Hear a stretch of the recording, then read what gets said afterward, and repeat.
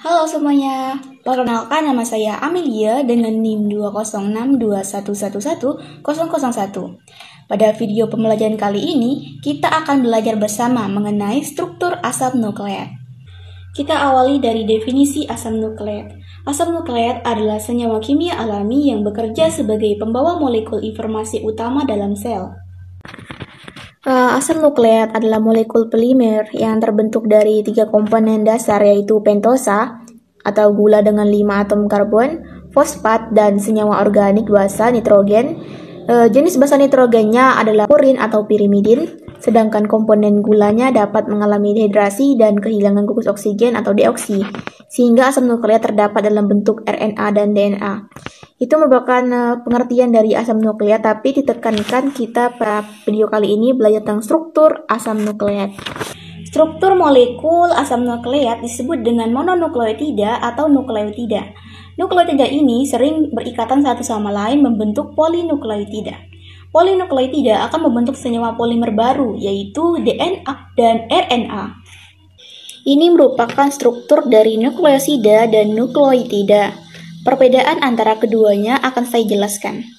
Nukleosida adalah basa ditambah dengan gula. Pada asam nukleat, basa terikat secara kovalen dengan posisi 1 pada cincin gula pentosa untuk membentuk nukleosida. Pada RNA, gulanya adalah ribosa, dan pada DNA, gulanya adalah 2-deoksiribosa, di mana gugus hidrodiksil pada posisi 2 diganti oleh hidrogen. Titik penempelan ke basa adalah pada posisi 1, jadi N1 pirin, dan posisi 9, N9 dari purin. Jumlah atom dari cincin ribosa dapat dituliskan dengan 1, 2, 3, dan seterusnya.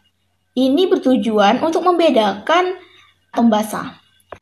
Ikatan antara basa dan gula dinamakan ikatan glikosilik. Jika gulanya ribosa, nukleosidanya adalah adenosin, guanosin, sitidin, uridin. Sedangkan jika gulanya adalah deoksiribosa, maka nukleosidanya adalah deoksiadenosin, deoksiguanosin, deoksisitidin, dan deoksitimidin. Selanjutnya saya akan menjelaskan tentang struktur nukleotida.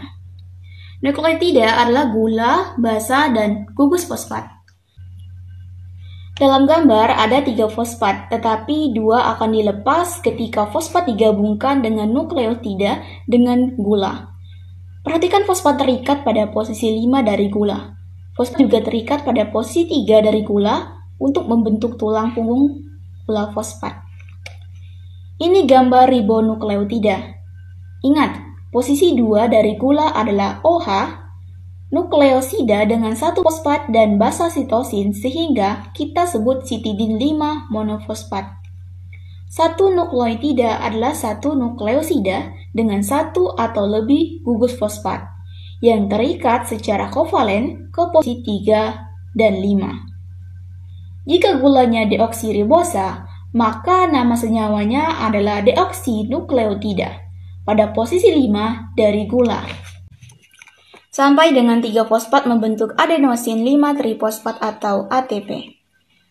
Deoksiguanosin 5-trifosfat atau GTP. Deoksinukleosida 5-trifosfat adalah bangunan utama polimer asam nukleat. Dalam rangkaian sintesis DNA atau RNA, 2 fosfat dipisahkan sebagai pirofosfat, meninggalkan 1 fosfat untuk digabungkan rantai asam nukleat. Ini merupakan struktur dari nukleotida, terdiri dari gula pentosa, basa nitrogen, dan gugus fosfat. Selanjutnya adalah struktur dari RNA. Nama struktur pembentuk RNA adalah ribonukleotida. RNA adalah asam nukleat yang juga berperan sebagai materi genetik deskripsikan dari DNA. RNA berbentuk rantai tunggal, tersusun dari 1 gula ribosa, 1 gula fosfat, dan basa nitrogen, adenin, guanin, urasil, dan sitosin. Rantainya pendek dan terletak pada nukleus dan sitoplasma. Nama struktur pembentuk DNA adalah deoksiribonukleotida. DNA adalah asam nukleat yang berperan sebagai materi genetik dalam tubuh organisme. DNA berbentuk rantai ganda helix dan tersusun dari 1 gula deoksiribosa, satu gugus fosfat dan basa nitrogen, adenin, guanin, timin, dan sitosin. Rantainya panjang dan terletak pada nukleus. Selanjutnya adalah struktur dari gula pentosa. Gula pentosa penyusun nukleotida memiliki bentuk B-defuranosa. Basa nitrogen heterosiklik terikat secara kovalen dengan pentosa dalam ikatan Nb-glikosil. Ikatan Nb-glikosil terjadi antara karbon 1 pada pentosa dengan nitrogen nomor 1 pada pirimidin dan nitrogen nomor 9 pada purin. Gugus fosfat terikat pada karbon 5 gula pentosa melalui mekanisme esterifikasi sehingga dinamakan ikatan fosfoester. Selanjutnya kita akan menjelaskan tentang basa nitrogen. Basa nitrogen heterosiklik yang menyusun nukleotida yaitu purin dan pirimidin. Sebelahnya adalah pasangan basa nitrogen penyusun DNA dan RNA. Aturan pasangan basa ikatan adenin dengan timin saja dan guanin dengan sitosin saja. Dalam DNA dapat dipahami dengan jelas ya, dengan melihat secara cermat struktur basa nitrogen tersebut. Purin memiliki cincin imadazol yang melekat pada cincin pirimidin dalam struktur umumnya. Sekarang dalam double strand, DNA hanya memiliki ruang yang cukup antara dua untai untuk menampung purin dan pirimidin. Dua purin tidak akan muat di antara untaian, sementara dua pirimidin akan terlalu jauh untuk terikat. Oleh karena itu, purin harus membuat ikatan hidrogen dengan pirimidin lain. Untuk adenin memiliki dua kemungkinan situs untuk membuat ikatan hidrogen, N1 dan gugus amino. Untuk membuat ikatan hidrogen dengan keduanya, diperlukan hidrogen yang terikat pada atom elektronegatif serta atom elektronegatif dalam konfigurasi tertentu. Kondisi ini dipenuhi oleh timin dan bukan sitosin. Jadi N1 adenin berikatan dengan hidrogen dari N3 timin, dan hidrogen gugus amino berikatan dengan gugus okso C4 dari timin. Di sini dapat dilihat bahwa sitosin, timin, dan urasil adalah pirimidin monosiklik, di mana pada RNA basa, timin diganti oleh urasil. Gambar selanjutnya adalah struktur dari gugus fosfat. Gugus fosfat ini adalah bagian dari terjadinya ikatan fosfodiester. Ikatan fosfodiester terjadi ketika tepatnya dua gugus hidroksil dalam asam fosfat bereaksi dengan gugus hidroksil pada molekul lain untuk membentuk dua ikatan ester molekul nukleotida sehingga akan membentuk asam nukleat dengan membentuk satu ikatan fosfodiester, di mana gugus 5 fosfat pada unit nukleotida akan berikatan dengan gugus 3 hidroksil pada unit nukleotida lainnya. Proses pembentukan ikatan fosfodiester yaitu pertama, nukleotida-nukleotidanya bergabung satu sama lain dan melalui ikatan fosfodiester antara posisi atom C ketiga dari satu nukleotida dengan posisi atom C kelima dari nukleotida sambungannya. Ikatan ini terbentuk berulang kali sehingga membentuk struktur besar atau rantai ataupun untaian yang mengandung ratusan sampai jutaan nukleotida dalam satu molekul raksasa. Selanjutnya saya akan menjelaskan 4 tingkatan struktur asam nukleat pada DNA dan RNA. Yang pertama adalah struktur primer. Ini merupakan gambar dari struktur primer asam nukleat DNA dan RNA. Struktur primer ini merupakan urutan linear nukleotida yang dihubungkan satu sama lain dengan sambungan fosfodiester. Nukleotida terdiri dari 3 komponen, yaitu basa nitrogen, gula 5, pentosa atau karbon, gugus fosfat. Untuk basa nitrogen dari struktur primer yaitu ada purin, adenin, guanin, dan pirimidin sitosin, timin atau urasil. Gula 5 karbon adalah deoksiribosa untuk DNA dan gula ribosa pada RNA. Selanjutnya yaitu struktur sekunder. Berikut merupakan gambar dari struktur sekunder. Struktur sekunder adalah interaksi antara basa. Struktur ini menunjukkan bagian mana helai terikat satu sama lain. Kedua untai DNA dalam double helix, yaitu asam nukleat 1 atau rantai 1 berjarak dari 5 ke 3.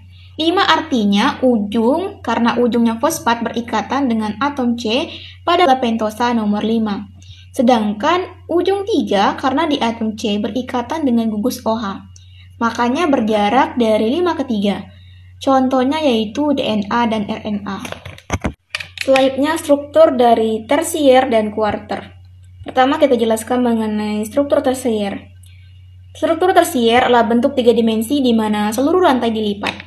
Pengaturan struktur tersier berbeda dalam 4 bentuk struktural, yang bergantung pada tangan, kiri atau kanan, panjang pergantian heliks, jumlah pasangan basa per giliran, perbedaan ukuran antara utama dan alur kecil. Contohnya yaitu kromatin.